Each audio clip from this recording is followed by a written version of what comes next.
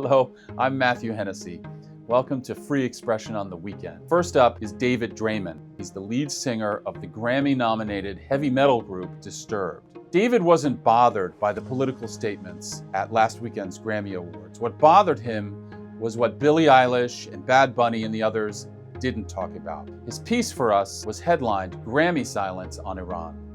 The plight of the Iranian people in their hour of need was something worth mentioning and should have been mentioned. The greatest slaughter of civilians by their own government in the modern era should be worth talking about. The Islamic theocracy that took over Iran in 1979, that has held the Iranian people hostage, is the head of the snake that is directly connected to the majority of the entities that they've been supporting for the past 2 years. There's quite the contradiction in that. Iran is the direct financier, chief operating entity of Hezbollah, Hamas, the Houthis. They are a cancer that has metastasized through the region, not only on their own people, but on many other countries throughout the Middle East. If you actually admit to that, how do you come to terms with what you've been championing for so long? Well, maybe what you've been championing for so long isn't as clear-cut as you had thought. Maybe that little red handprint pin that you've been wearing on your lapel has a darker and bloodier meaning than you ever possibly imagined, which it does. It's not just the two off-duty Israeli troops that happened to wander into Ramallah on that day. It goes back to the Farhud. It goes back to pogroms that have been waged against Jews for a very long time. The red handprint is incendiary. It is indicative of the slaughter of Jews. So if they didn't know it beforehand, know it now. It's a gift. I think that this platform we've been given is a blessing, and I think it is far better served using it to unite as opposed to divide. That's my personal opinion. But sometimes in order to create unity, you need to call out injustice.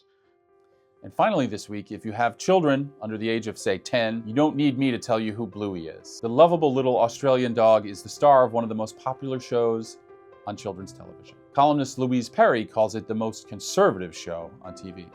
So I should say that I have watched a lot of Bluey because I have two preschoolers who are Bluey enthusiasts. Like many parents, Bluey is by far my favourite show to watch with them as an adult because it is actually as good for the adults as it is for the children, which is very unusual among children's TV. But then it occurred to me that actually in a way that's a much more old school format. We're thinking back, 50 years ago when people would have one TV set that everyone had in the family would have to share, and not to be too explicit and to have jokes that sort of hit with the kids and hit with the grown-ups and whatever. Bluey is very much in that tradition. It's a sitcom, actually. It's a family sitcom, which happens to be described as a children's TV show. So the conservative elements of the show include the fact that the show is about a heterosexual married couple with two children who live in the suburbs. And there's no darkness there. It's not disguising terrible dysfunction. There's no adultery. There's all the usual things that you will see in 21st century depictions of suburbia are absent. They have happy lives. What's notable is more how it differs from other children's TV shows, and particularly differs from anything produced by the Australian Broadcasting Corporation. Bluey has absolutely nothing to say about race. It has nothing to say about sexuality. There's nothing to say about gender identity. And it is, as I start the piece by pointing out, the most streamed show in the United States, not just in Australia, in the United States, is popular worldwide. I don't think that it's popular because it's conservative. I mean, I think it proves that conservative shows can be extremely popular commercially, but whether or not they have to be, I'm not so sure about that.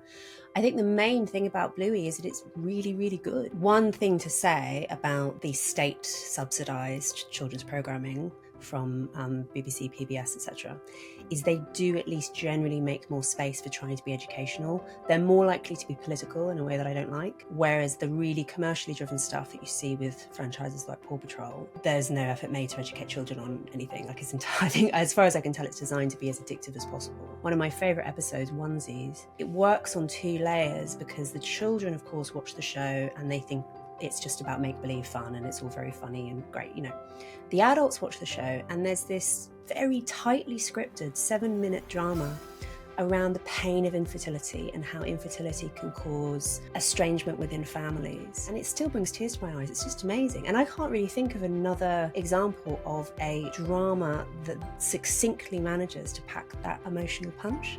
And part of the way it's done is through the music, and there's all sorts of symbolism with clouds and birds. I can't praise the show enough, honestly. That's all for this week. We'll see you again bright and early on Monday morning with another edition of the Free Expression newsletter.